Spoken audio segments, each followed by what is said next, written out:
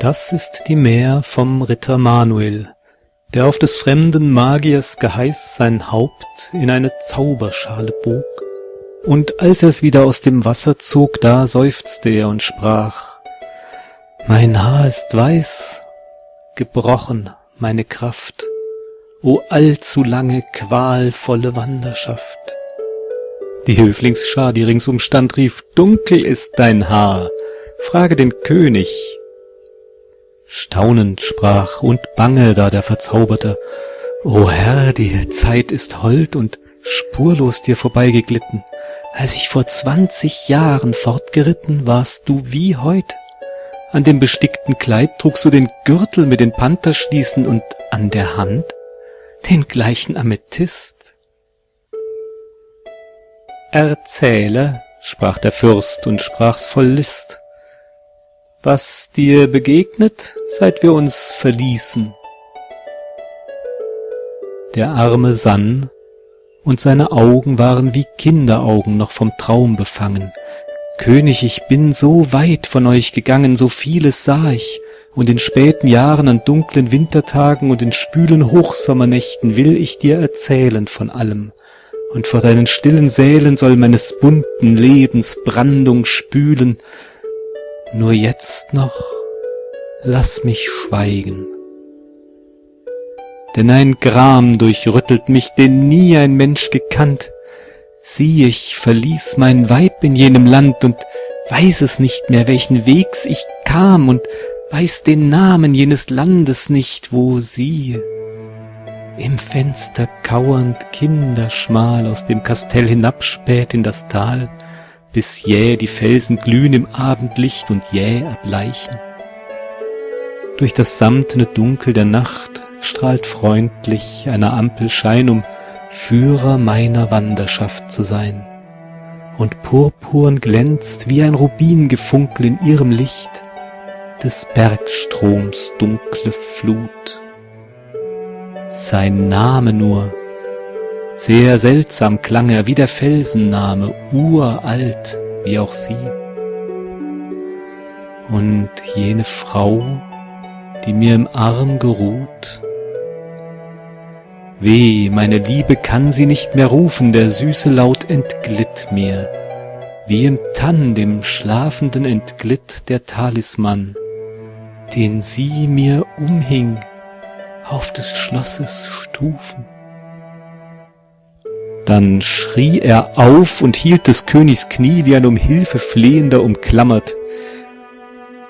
Der sprach, und er war bleich und ernst: »Mich jammert der Qual des armen Narren, die zu mir schrie.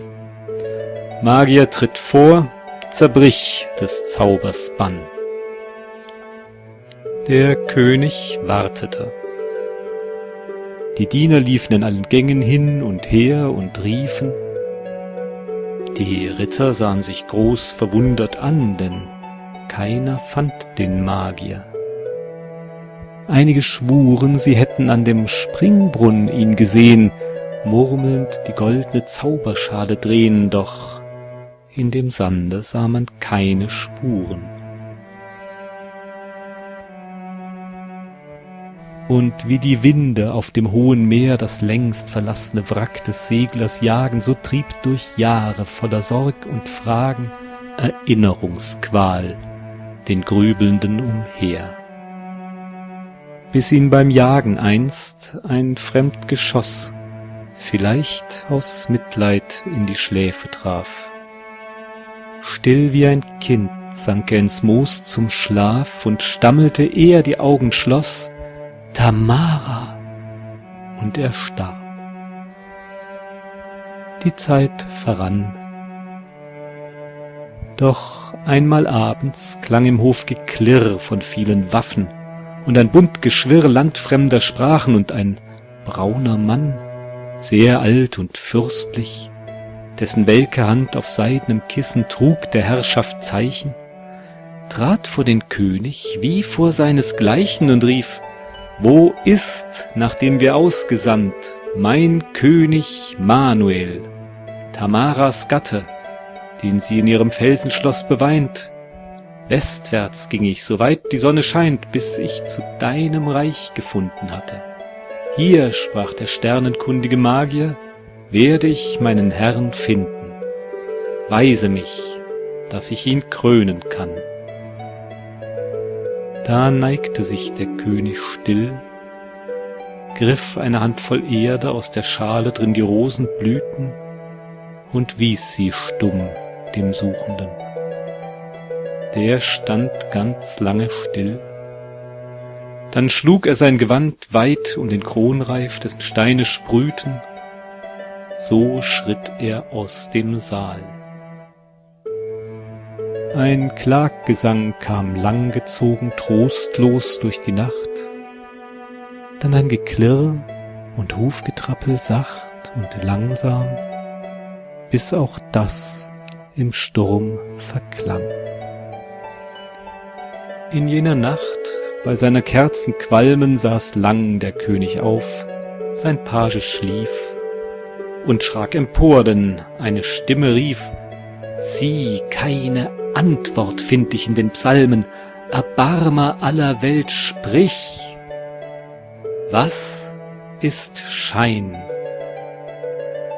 Und lange vor dem Kruzifixe stand der König starr, mit ausgereckter Hand.